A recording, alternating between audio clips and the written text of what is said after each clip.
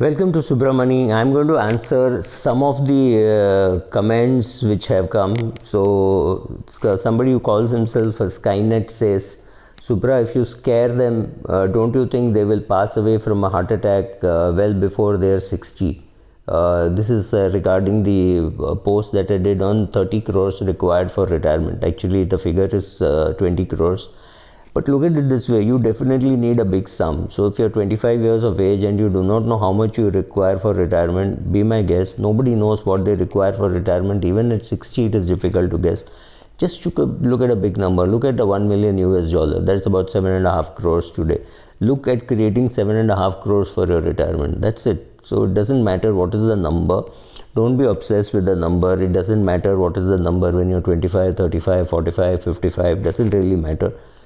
Put together some corpus. You need a corpus, and that's all the message is. Don't worry about whether it is 20 crores or 30 crores. Get going and create the corpus. That's important. Right? Somebody's asked any suggestions for an index fund. No, really, it doesn't matter which index fund you put in. But when you're putting in an index fund, make sure that for putting money in an index fund, you do not need an advisor. So you can use the direct option and go for the biggest fund with the least cost, so with the minimum tracking error. Last time when I had seen this, it was UTI's index fund which was the biggest with the least cost or least tracking error. But there could be some ETFs which are cheaper than that, or you might want a large and mid cap fund. So look at something like that. But yes, in an index fund, it hardly matters. But don't go and put money in an index fund which has got 30 crores or 40 crores. Look for something which has got at least 4,000 crores or 5,000 crores. You will have lesser tracking error because they will not have to wait for some more money to come before they can invest. Funds of this size could be investing on a regular basis, on a daily basis, if not every alternate day. So therefore, a bigger fund with lesser cost and therefore lesser tracking error is the only thing. The other thing is people ask for very specific answers to some questions like kindly make a video for a 43-year-old to retire at 60 with a corpus of 5 to 7 crore. This is exactly the kind of work which an advisor should do. It is not something which I can do, and then you will say, no, it is not 43, it is 42 or it is 44. Doesn't matter. What you hear on these videos, whoever makes them, whether it is Pattu of Refincal or me or Amit Trivedi talking about something, it's very generic, right?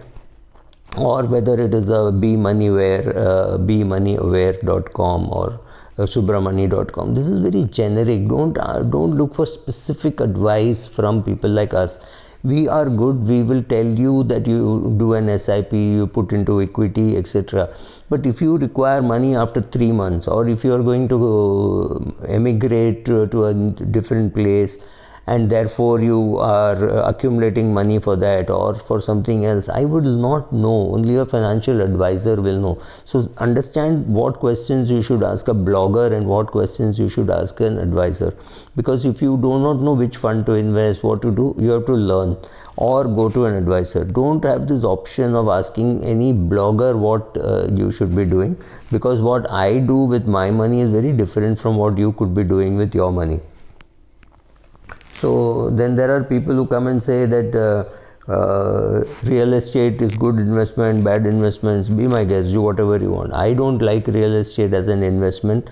My bias is fairly obvious. I don't have real estate, so to my bad luck or good luck, if real estate does well from now, I will not be participating in it. But I can live with the fact that I won't be participating in that, right? So thanks for your wonderful ideas and thoughts. I need your valuable advice on equity investments. I am planning to invest 25 lakhs in 10 large cap stocks like HUL, Infi, Airtel, Biocon, HDFC, Tata Motors, Titan, ITC, Reliance and ICICI Bank. And for 10 years with lock-in. Can you please help me? The answer is no, doctor. I cannot help you, because this is something very specific. After I say this is a good portfolio, and on Monday morning if I change my mind, or on a Friday evening if I change my mind, am I going to call you and say, look, you have to sell this and you have to buy this? That happens only if you have an active portfolio manager or an advisor or somebody doing that for you on a regular basis. Please understand you're suffering from something called a kind of bias. You have no clue how these companies will be 10 years from now. You have no clue which were the best 10 companies 10 years ago, right? So today you're talking of these companies because they're doing well currently. But you may not have bought a Biocon, you may not have bought an Airtel, or you may have bought an Airtel and really swung from 240 to 600, back to 400, and now back to 600, right? This kind of violent fluctuations. Would you have the heart to hold on?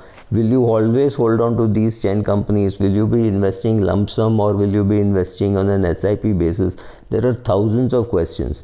Also remember, doctor, if you are in your own practice, remember that practice itself serves like equity. So maybe I will first make sure that you have a term insurance, maybe make sure that you have some money in debt instruments and all that, and then ask you to start investing in equities, because you're taking enough risk anyway with your career.